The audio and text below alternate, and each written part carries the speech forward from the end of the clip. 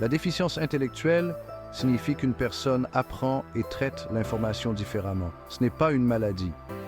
Imaginez penser dans une langue différente. C'est plus difficile de suivre. Les personnes ayant une déficience intellectuelle peuvent apprendre plus lentement, avoir du mal avec les concepts abstraits et avoir des difficultés avec les tâches de la vie quotidienne. Mais elles ont des sentiments, des rêves et un potentiel comme tout le monde.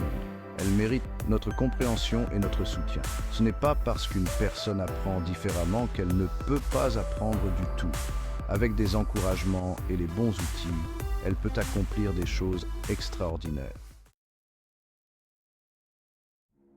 La déficience intellectuelle affecte les personnes de différentes manières. Certaines peuvent avoir des difficultés légères, perceptibles principalement à l'école. D'autres peuvent avoir besoin de plus de soutien pour les tâches quotidiennes. La communication peut être un défi. Imaginez que vous ayez du mal à exprimer vos pensées et vos sentiments.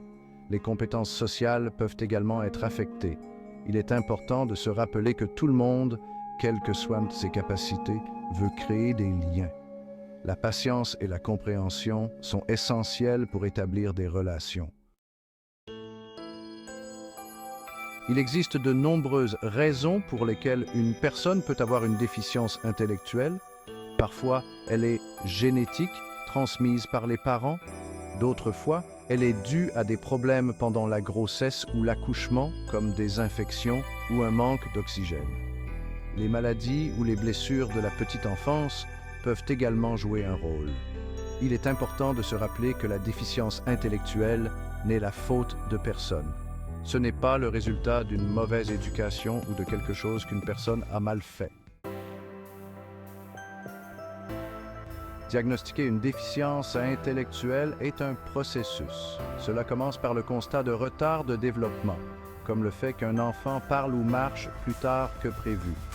Les médecins et les psychologues utilisent des tests spéciaux pour évaluer les capacités cognitives, comme la résolution de problèmes et la mémoire.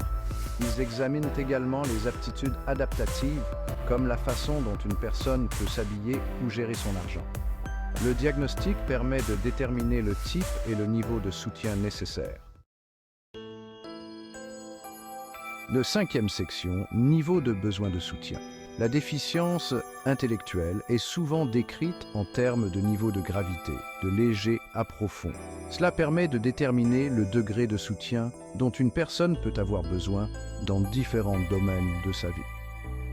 Certaines personnes peuvent avoir besoin d'aide pour les tâches quotidiennes, tandis que d'autres peuvent avoir besoin d'un soutien plus important pour la communication et les interactions sociales. Il est important de se rappeler que ces niveaux ne sont pas des étiquettes. Ce sont simplement des outils permettant de s'assurer que les personnes reçoivent un soutien adapté à leurs besoins et à leurs forces. 6e section. Améliorer des vies grâce à l'intervention. L'intervention précoce est cruciale pour les enfants ayant une déficience intellectuelle. L'orthophonie, l'ergothérapie et les programmes d'éducation spécialisés peuvent faire toute la différence. Ces interventions aident les enfants à développer des compétences essentielles, à prendre confiance en eux et à atteindre leur plein potentiel. Pour les adultes, la formation professionnelle, l'emploi accompagné et les programmes de vie en communauté favorisent l'indépendance et l'inclusion. L'objectif est de donner aux personnes les moyens de vivre une vie épanouissante et de contribuer à la société de manière significative. 8e section, briser les barrières, construire des ponts. Malgré les progrès réalisés, des défis sociétaux persistent. La stigmatisation et la discrimination peuvent entraîner l'exclusion, des opportunités limitées et l'isolement social. Nous devons lutter contre les perceptions négatives et promouvoir des attitudes positives à l'égard des personnes ayant une déficience intellectuelle.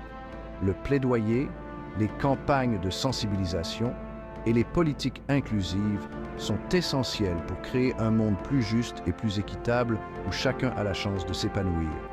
Nous devons continuer à briser les barrières et à construire des ponts de compréhension. 10e section, un avenir prometteur. L'avenir est extrêmement prometteur pour les personnes ayant une déficience intellectuelle. Grâce à la poursuite de la recherche, au progrès technologique et à un engagement croissant envers l'inclusion, nous pouvons créer un monde où chacun a la possibilité d'atteindre son plein potentiel. Embrassons la diversité, célébrons les différences et travaillons ensemble à bâtir un avenir rempli d'espoir, d'opportunités et d'appartenance pour tous.